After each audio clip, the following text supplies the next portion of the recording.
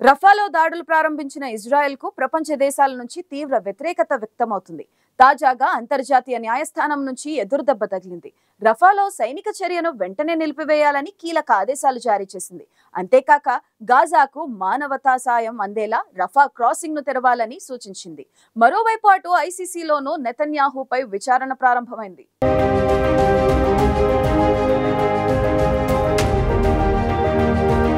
గాజాలో మారణ హోమం సృష్టించి ఇప్పుడు రఫాలో దాడులను ప్రారంభించిన ఇజ్రాయెల్కు అంతర్జాతీయ న్యాయస్థానంలో ఎదురుదెబ్బ తగిలింది. రఫాలో ఇజ్రాయెల్ దాడులను నిలువరించేలా చర్యలు తీసుకోవాలంటూ దక్షిణాఫ్రికా ఐసీజేని ఆశ్రయించింది. దీనిపై విచారణ చేపట్టిన ఐసీజే తక్షణమే రఫాలో సైనిక చర్యను నిలిపివేయాలంటూ ఐసీజే ఆదేశాలు జారీ చేసింది. ఇప్పటికే గాజా ప్రాంతంలో ఇజ్రాయెల్ సైన్యం జరిపిన దాడులతో దాదాపు 35,000 మందికి పైగా పౌరులు ప్రాణాలు కోల్పోయారు.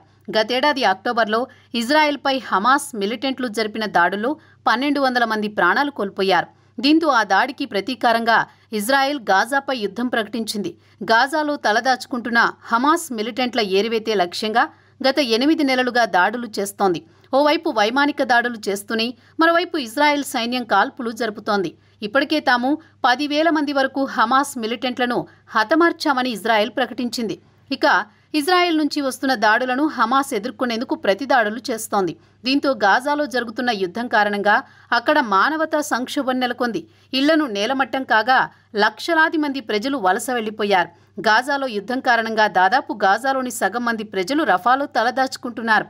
అయితే రఫాపై సైనిక చర్య చేపడితేనే తమ యుద్ధం లక్ష్యం నెరవేరుతుందంటూ ఇజ్రాయెల్ స్పష్టం చేసింది. చెప్పినట్టుగానే రఫాలో అడుగుపెట్టిన ఇజ్రాయెల్ సేనలు పరిమిత స్థాయిలో దాడులను ప్రారంభించాయి. దీంతో అక్కడి నుంచి దాదాపు 6 లక్షల మంది ప్రజలు వలస వెళ్లిపోయారు. ఇక్కడ కూడా ఇజ్రాయెల్ సేనలు దాడులు జరిపితే ప్రాణనష్టం ఎక్కువగా జరుగుతుందని ప్రపంచ దేశాలు ఆందోళన వ్యక్తం చేస్తున్నాయి.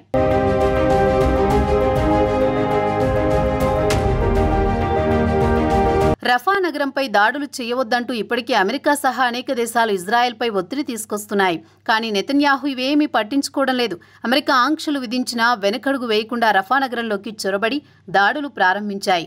గాజా యుద్ధం ప్రారంభమయ్యాక దాదాపు 14 లక్షల మంది ప్రజలు రఫాలో తలదాచుకుంటున్నారు. ఇప్పుడు ఇజ్రాయెల్ సేనలు దాడులు చేయడంతో అక్కడి ప్రజలు బిక్కుబిక్కుమంటూ ప్రాణాల అరచేతిలో పెట్టుకుని గడుపుతున్నారు. ఈ నేపథ్యంలో ఐసీజే ఇజ్రాయెల్ను హెచ్చరించింది. రఫాలో సైనిక చర్యను తక్షణమే నిలిపివేయాలని, గాజాకు మానవతా సాయం అందేలా రఫా క్రాసింగ్ను తెరవాలని తెలిపింది. ఐక్యరాజ్యసమితి దర్యాప్తు సంస్థలను, నిజ నిర్ధారణ కమిటీలను గాజాలోకి అనుమతించాలని కూడా స్పష్టం చేసింది. నెలలోగా తమ ఆదేశాల అమలుకు సంబంధించిన పురోగతిని వివరిస్తూ నివేదిక ఇవ్వాలని కూడా ఇజ్రాయెల్ను ఆదేశించింది.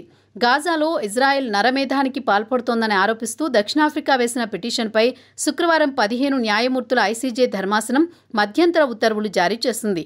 ఈ సందర్భంగా గతంలో తామిచ్చిన ఆదేశాలను టెల్ అవీవ్ ఏమాత్రం పట్టించుకోలేదని మండిపడింది.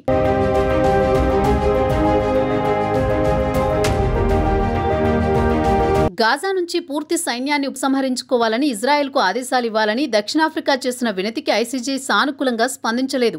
కాల్పుల విరమణ ఆదేశాలు ఇవ్వాలంటూ చేసిన విజ్ఞప్తిని తిరస్కరించింది. మరోవైపు ఈ ఉత్తర్వులను ఇజ్రాయెల్ పాటించే అవకాశాలు తక్కువగానే ఉన్నట్లు కనిపిస్తున్నాయి. అయితే అంతర్జాతీయంగా ఆ దేశంపై ఒత్తిడి పెరిగే అవకాశం ఉంది. ఇజ్రాయెల్ చర్యలతో పాలస్తీనియన్లు హక్కులకు కోలుకోలేని హాని కలిగే ప్రమాదం ఉందని ఐసీజే అధ్యక్షుడు జడ్జి నవాఫ్ సలాం అన్నారు.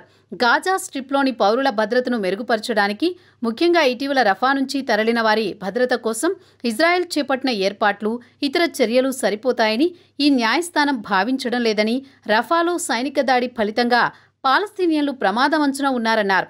మరోవైపు ఐసీసీలోనూ నెతన్యాహుకు ఎదురుదెబ్బలు తగులుతున్నాయి. నెతన్యాహు సహా హమాస్ నేతలపై అరెస్టు వారెంట్లు జారీ చేయాలంటూ చీఫ్ ప్రాసిక్యూటర్ కరీం ఖాన్ ఐసీసీని కోరారు. ప్రస్తుతం ఐసీసీలోని ఈ ధర్మాసనంలో రుమేనియా, మెక్సికో, బెనిన్లకు చెందిన న్యాయమూర్తులు ఈ కేసుపై విచారణ చేయనున్నారు.